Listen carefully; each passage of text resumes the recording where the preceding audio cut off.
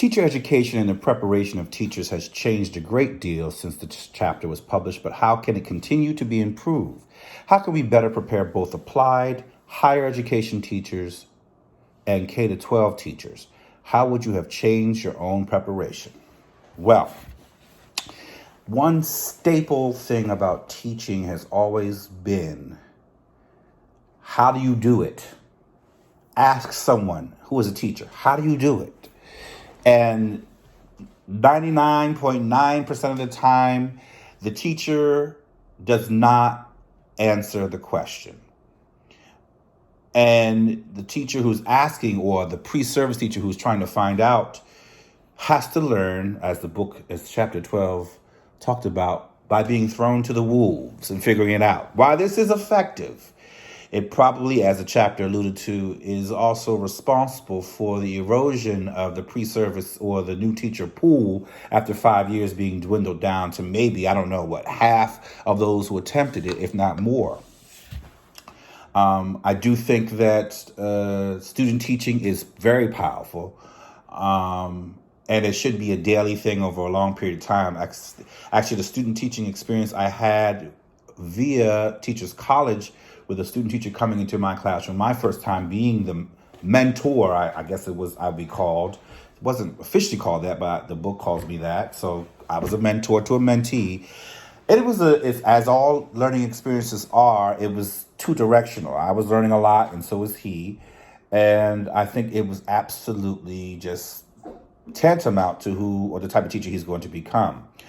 Having that experience, having that time to get to know and build relationships with students, and from the teacher's point of view. So that's vital. That should not change. That should somehow be increased in some way.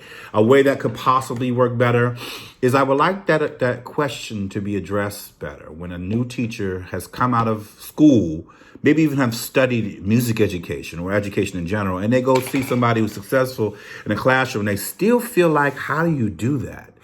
Or when they try it out in their first year, it just doesn't go like the successful teacher goes, even though they've had all the education. And maybe they've even asked the question, how do you do that? And have gotten the answer, but it still doesn't work. So maybe if it was possible to codify whatever is the gap that is between what is being taught in the classroom and the actual application of being the teacher. First of all, we have to be discovery, and actually, what is it that is not being, is it possible, or it's not being communicated to the new teacher, that could be codified in some way and then disseminated over a period of time in piecemeal fashion that is obviously graduating and in some kind of way grooming or accelerating the teacher's feeling that they are going to be in control of this as long as they keep on this track, and maybe in under 5 years before they normally decide to quit. But that would take some time to develop. That's just a proposal idea of mine. I just really think that question should not be so blatantly disregarded. How do you do this?